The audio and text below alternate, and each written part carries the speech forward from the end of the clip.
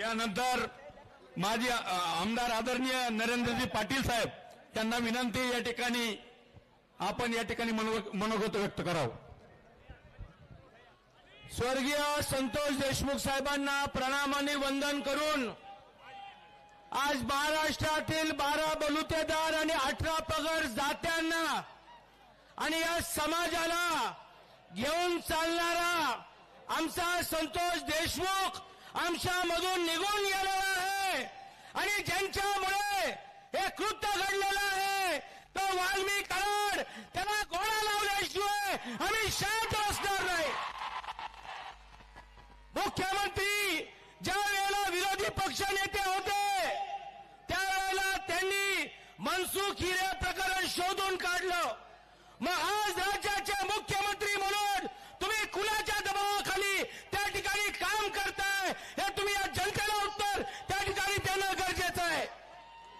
धनंजय मुंडे, जोपर्यंत हा निकाल लागत नाही तोपर्यंत मंत्रिमंडळामधून अजितदादा पवारांनी त्यांना हाकलून काढलं पाहिजे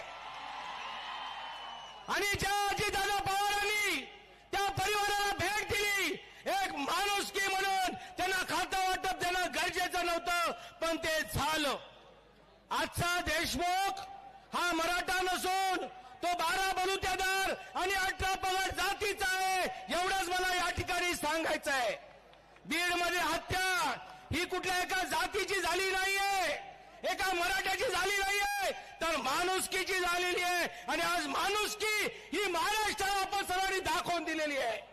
माझ्या सर्व पक्षीय नेत्यांना विनंती आहे, सभागृहामध्ये आमदारांनी बोललं, सभागृहाच्या बाहेर बोलले, वेगवेगळ्या संघटनेची लोक बोलली, पण शांत बसायचं नाही. एवढीच विनंती करून जोपर्यंत हा आका कोण आहे, जोपर्यंत निर्णय लागत नाही तोपर्यंत शांत बसायचं नाही. जय भवानी, जय शिवाजी. त्यानंतर औसा विधानसभेचे आमदार आदरणीय अभिमन्यू पवार साहेबांना विनंती आहे, त्यांनी या ठिकाणी मनोगत व्यक्त करावं.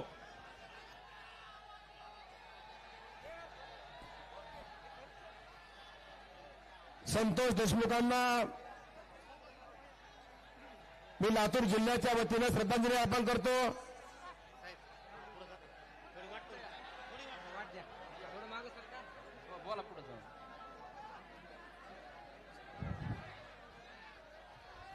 जय भवानी, जय जय जय जय जय भवानी. कैलासवासी संतोष देशमुखांना मी श्रद्धांजली अर्पण करतो. आम्ही सगळे आमदार पूर्णपणे बीड जिल्ह्याच्या जनतेशी सोबत आहोत. तुम्हाला माहित असेल आम्ही विधानसभेतही आवाज उठवलाय, विधानसभेच्या बाहेरही आवाज उठवतोय, रस्त्यावरही आलोय, रस्त्यावरही येणार आहे. काही काळजी करू नका, आम्ही तुमच्या सोबत आहोत. ज्या पद्धतीनं संतोषला मारलं गेलं, महाराष्ट्राच्या इतिहासामध्ये इतकी क्रूरता आजपर्यंत कधी ऐकायला वाचायलाही मिळाली नाही. इतक्या क्रूर पद्धतीनं संतोषला मारलं गेलं, तितक्याच पद्धतीनं यांनाही फासावर लटकवल्याशिवाय आम्ही गप्प बसणार नाही, हे तुम्हाला मी सांगायला आलोय. हा आक्रोश काही बीड जिल्ह्याचा नाही, हा आक्रोश संपूर्ण महाराष्ट्रातल्या कानाकोपऱ्यातला आक्रोश आहे. आणि मी या निमित्तानं सरकारमध्ये जरी असलो तरी सरकारला सांगू इच्छितो, या आरोपींना लवकरात लवकर अटक नाही झाली तर हा संपूर्ण आक्रोश महाराष्ट्रातल्या कानाकोपऱ्यात लातूरला, धाराशिवला, जालन्याला सगळीकडे जाणार आहे. आणि ज्या पद्धतीनं कोपर्डीचे मोर्चे निघाले या घटनेनंतर तसे मोर्चे महाराष्ट्रातल्या कानाकोपऱ्यात निघतील, हा इशाराही या निमित्तानं मी देणार आहे. आम्हाला संतोषच्या कुटुंबियाला न्याय मिळाला पाहिजे, हीच आमची मागणी आहे. आणि त्या मागणीसाठी मी खास लातूरवरनं आज आपल्या आक्रोश मुक्त मोर्चामध्ये आलोय. या निमित्तानं सगळी मंडळी मंचावर आहे. हा मोर्चा काही कुण्या पक्षाचा नाही, कुण्या जातीचा नाही, कुण्या धर्माचा नाही. हा मोर्चा आक्रोशित पीडित जनतेचा मोर्चा आहे. आम्ही सुद्धा तेवढेच आक्रोशित आहोत जितके आपण आक्रोशित आहोत. म्हणून या निमित्तानं एवढंच सांगेन, 2-3 मिनिटाचा वेळ आम्हाला दिलेला आहे. या निमित्तानं मी देशमुख कुटुंबियांनाही आश्वस्त करू इच्छितो की आम्ही तुमच्या पूर्ण ताकदीनं पाठीशी आहोत. मुख्यमंत्र्यांनी सांगितलेलंच आहे आणि मला खात्री आहे की लवकरात लवकर या मुख्य आरोपीला जे कोणीही असतील, कितीही मोठे असतील, आणि कराड असतील, आणखी कोणी असतील, या सगळ्यांना अटक झाल्याशिवाय राहणार नाही. आणि यांना अटक नाही झाली तर असा मोर्चा पुन्हा लातूरलाही होईल, पुन्हा बहादूरलाही होईल, हे आश्वासन तुम्हाला या निवेदन देतो आम्ही सगळ्यांनी.